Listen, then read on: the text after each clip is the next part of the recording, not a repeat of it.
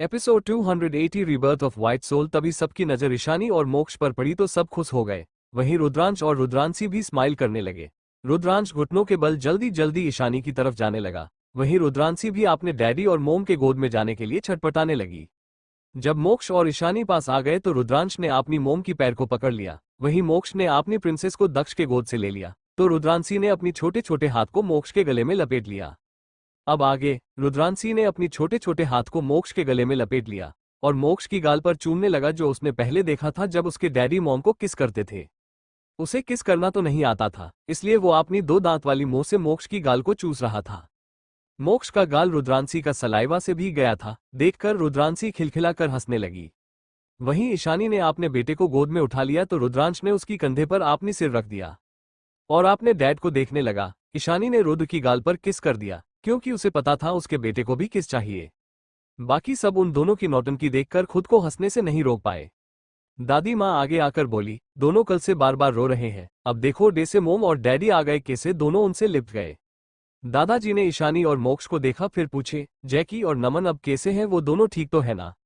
हाँ, उनकी सर्जरी हो गई है, आज उन दोनों को होश आ जाएगा। मोक्ष ने रुद्रांशी को लेकर सोफे पर बैठ गया। डे से ही रुद्रांशी की मन अपने डैड के गाल को गीला करके भर गया। वो जल्दी से अपनी मोम के गोद में चली गई।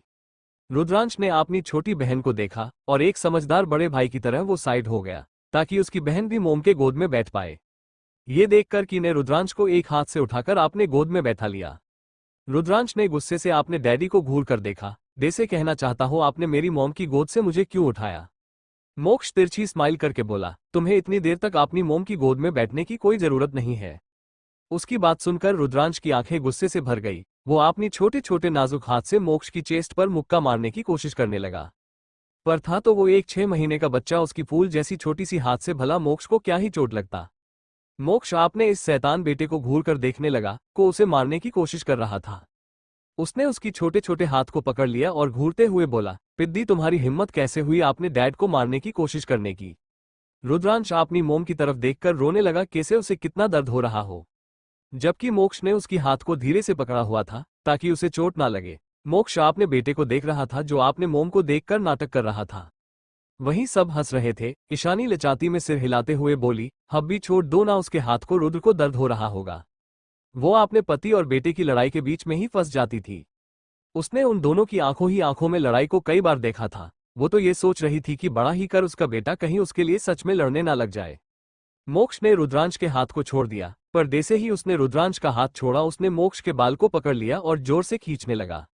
ये देखकर सब हैरान हो गए, ये बच्चा कितना बड़ा ड्रामेबाज है। दक्ष सोफे पर हंसी से लोटपोट होते हुए बोला, शाबाश मेरे शेर, ऐसे ही लगे रहो और आपने डैड को गंजा कर दो, फिर उनका हैंडसमनेस कम हो जाएगा। नव्या भी रोते हुए बोली, मेरा प्यारा बच्चा कितना चालाक है, ये बस भाभी के सामने रोने का नाटक कर रहा था ताकि भाभी के कहने पर भाई इसकी हाथ को छोड़ दे और फिर ये भाई को सबक सिखा सके। वहीं अखिलेश जी, कल्पना जी, दादाजी, दादी माँ भी आपने बेटे की हालत देखकर हंस रहे थे। मोक्ष ने गुस्से से रुद्रांश की हाथ को अपने बालों से हराया और उसे गुस्से से घूरने लगा। तभी ईशानी बोली, हमें चलकर फ्रेश हो जाना चाहिए। तो मोक्ष ने हाँ में सिर हिला दिया और दोनों ऊपर अपने रूम की तरफ चले गए। वहीं दूसरी तरफ प्रिया कल से भूखी प्यासी एक कमरे में बंद थी। उसकी हालत इस वक्त बहुत खराब थी। उसकी शरीर में जगह जगह चोट लगी हुई थी और ये चोट मोक्ष के आदमियों ने ही उसे दिया था। गुस्से में राघव ने सबको ऑर्डर दे दिया था कि कोई इस लड़की को एक बूंद पानी भी ना दे और बीच बीच में उसकी अच्छे से खातिरदारी करे। प्रिया की आंखों से आंसू बह रहे थे। वो बस अब चाहती थी कि कैसे भी करके उसके डैड आकर उसे बचा ले, पर उसे समझ नहीं आ रहा था कि उसके डैड क्यों नहीं आ रहे हैं, जबकि उन्हें पता होगा कि प्रिया को मोक्ष के लोग ले गए हैं। एटलीस्ट उसकी लोकेशन तो उसके डैड को पता ही होगा, क्योंकि उसके डैड ने उसे को पेंडेंट दिया था, उस पर चिप लगा हुआ था जो एक ट्रैकर डिवाइस था। पर प्रिया को ये बात नहीं पता थी कि मोक्ष डेविल किंग है। जब एक बार कोई उसकी टेरिटरी में आ जाता है तो जिंदा बाहर निकलना नामुमकिन होगा।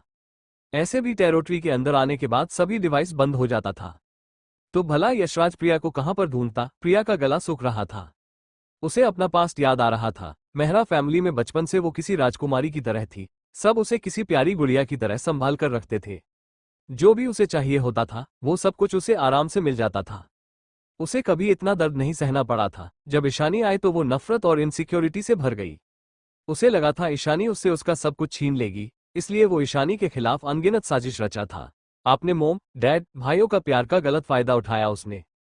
उसे पता था कि बचपन का प्यार कम नहीं होगा, वो जल्दी ईशानी को एक्सेप्ट नहीं करेंगे। इसलिए उसने उसके प्यार का फायदा उठाकर ईशानी को और नीचा दिखा दिया ताकि सब उससे नफरत करे। और हुआ भी वही, ईशानी घर छोड़कर चली गई, पर उसके बाद ही सब गलत हो गया। सबका प्यार उसके लिए धीरे धीरे कम हो गया।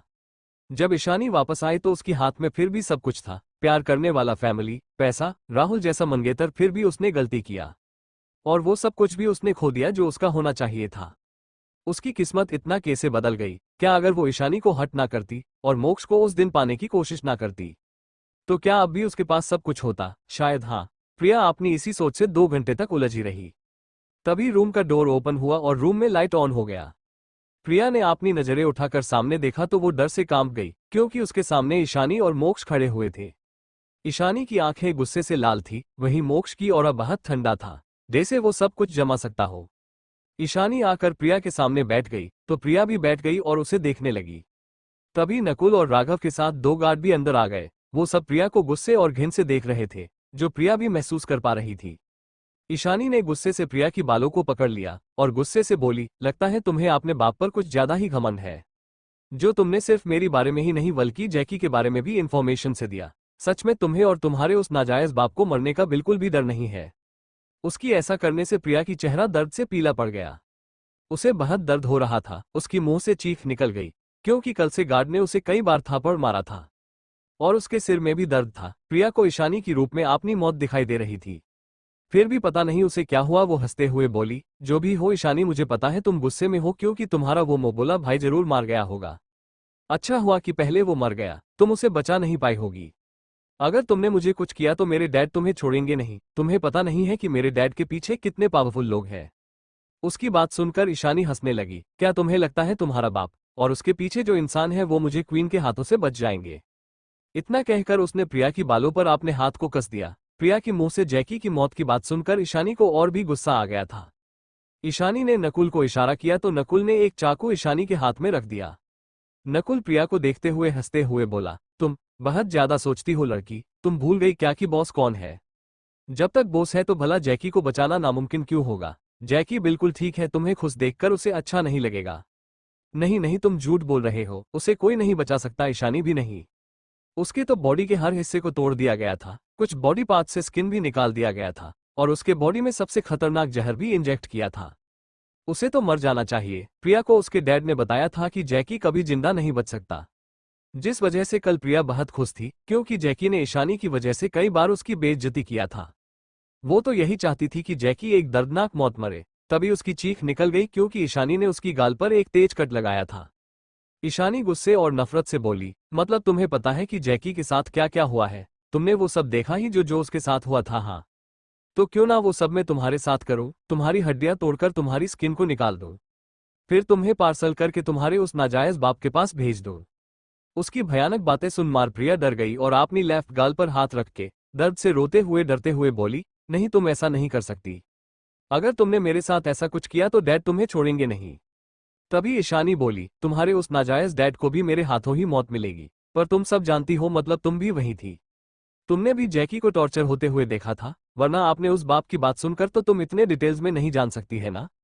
तो मैं एक काम करती हूँ, मैं तुम्हारी दोनों आंखों को ही निकाल लेती हूँ। इतना कहकर जैसे ही ईशानी ने चाकू को प्रिया की आंखों के पास बढ़ाया, प्रिया डर के मारे चिल्लाने लगी। अगर उसकी आंखें ही ना रहे तो उसके बाद तो वो कुछ देख भी नहीं पाएगी। ईशानी इतनी क्रूएल कैसे हो सकती है? वो हकलाते हुए बोली, नहीं, मैं वहां नहीं थी, मुझे बस डैड ने वीडियो दिया था जहां जैकी को टॉर्चर किया जा रहा था। मैंने बस वीडियो में ही देखा था। उसकी बात सुनकर ईशानी की आंखें लाल हो गई। वो मोक्ष को देखने लगी तो मोक्ष ने राघव को इशारा किया। राघव जल्दी से बाहर गया और प्रिया की फोन ले आया। ये इस लड़की का फोन है। जब हम उसे लेने गए थे तो हमने उसकी फोन को भी अपने साथ ले लिया था। राघव ने ईशानी को फोन दे दिया। ईशान ने जल्दी से फोन खोला और वीडियो फाइल ओपन कर दिया। ये वीडियो अगर कोई नॉर्मल इंसान देखता तो उसकी रूह तक कांप जाता, पर ईशानी की आंखों में तो उस वीडियो को देखकर खून उतर आया था। उस वीडियो ने कुछ गार्ड्स जैसे दिखने वाले इंसान जैकी के साथ फाइट कर रहे थे। वो सब इंसान जैसे भी नहीं लग रहे थे। जैकी और नमन उनसे फाइट नहीं कर पा रहे थे, जबकि जैकी और नमन दोनों ही स्ट्रोंग और ट्रेन फाइटर थे।